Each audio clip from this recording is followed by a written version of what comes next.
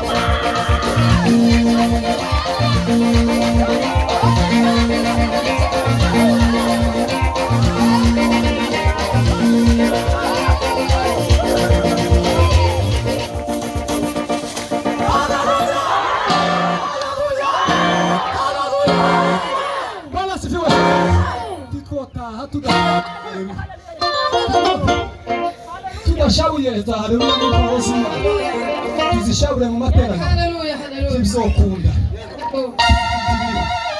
ko haleluya iri mu ntwaro z'Imana zibitaboneshwa amaso y'umuntu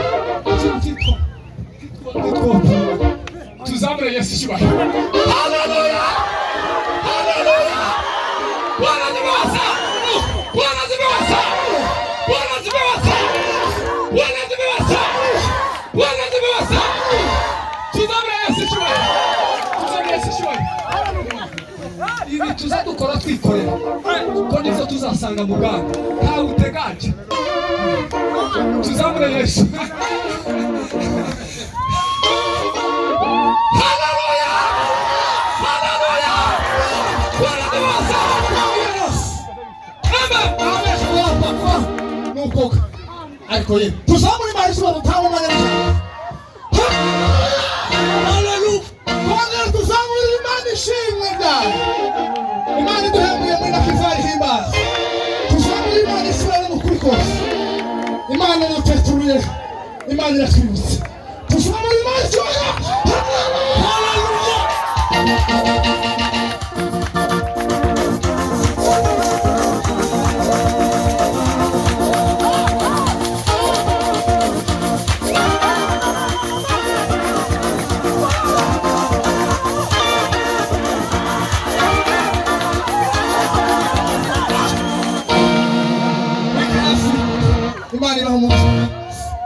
Wike hasi kumvisha muri Yesu ni upe guhabwa icyubahiro. Yego. Haleluya. Wenyine gusa. Yego. Kandi nitudakora bino nta bundi bwiza.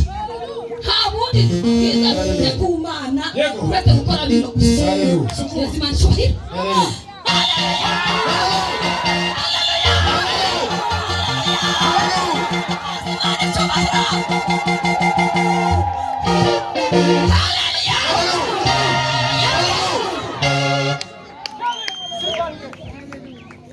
Murakoze Imana ibampere umugisha. Byari bigize ngo mbere neza. Naje nimba ari morale yarigarutse simba nimba nari ngeze. Imana icyubahiro. Haleluya.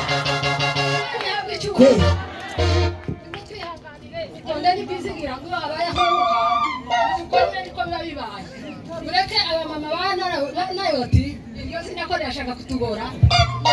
Aho bari bagejeje natwe tube nkabusa. Tawundi mwanya nmuhaguruke bene data tusako kantu kuko ariko bimeze.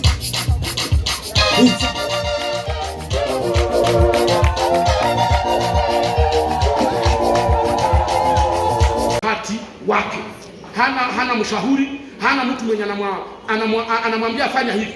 Ni wakati wake ukifika, hata baloge mwumvishe ngo abandi bari kuroga madosi ya hanga ariko baroge bataroga uzagenda mu izina rya Yesu Kristo. Mu jina la Yesu Kristo. Mimi naambia watu mwenye anajua kama ni special Dr. Mungurozi abulete hapa ni umeze hapa. Buzana. Uone jinsi naenda kuweseni budiare na bupitie kule. Wewe ndio utabeba. Mungu wetu apewe sifa sana. Kwa sababu ya nini? Kwa sababu ya imani. Lakini acha nikwambie, mwenye aliongea hii maneno ni Yesu Kristo mwenyewe. Alisema ya kwamba tafuteni ufalme wa mbinguni, na aliongea kwa sababu gani? Kwa sababu alikuwa anajua ya kwamba ufalme wa Mungu uko karibu kukuja. Ndio maana akasema, wapendwa, akaita wapendwa, ndugu yangu, tafuteni kwanza ufalme wa mbinguni na vingine vyote vitakuja baadaye. Jina la Bwana lipewe sifa sana.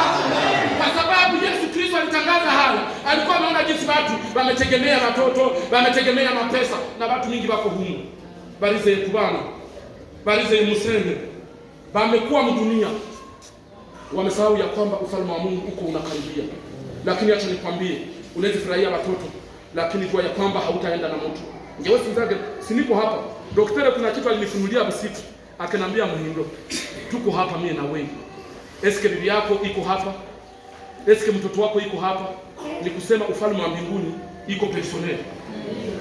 Ni kubumundu wenyine ndari umugore ndarabana, abandi batangira kuvuga ngo no, ngo nagize umugabo mubi, nagize umugore mubi, azatuma mburi ijuru.